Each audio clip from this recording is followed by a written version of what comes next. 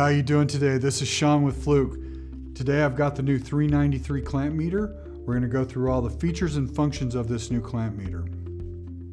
As we move from the off position, I'll move it up to the volts AC. This will allow you to measure up to 1,000 volts. I'm going to turn on the backlight for better viewing. As you can see here, we can measure our voltage and our hertz at the same time through the test leads.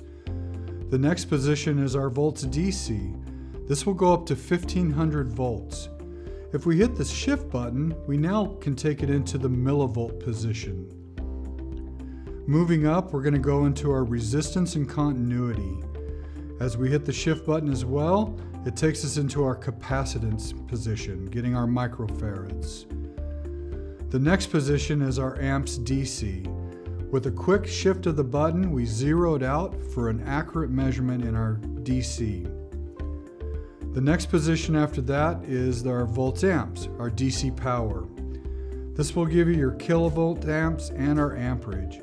By hitting the shift button, we can now see the voltage and the amperage at the same time. The final position is our amps AC. As you can see, we're getting our amps and our hertz signal. If we hit the shift button, it gives us the opportunity to use the iFlex, that 2500 amp current clamp. Down here at the bottom, you can see our inrush feature, our mid-max, and again with our backlight.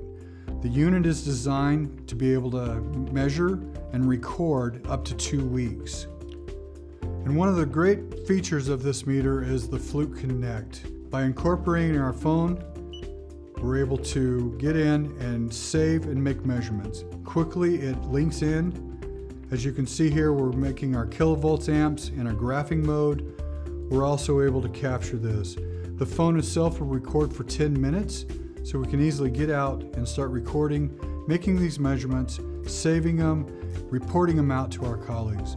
I'm really looking forward to getting this meter out into the field and making some measurements.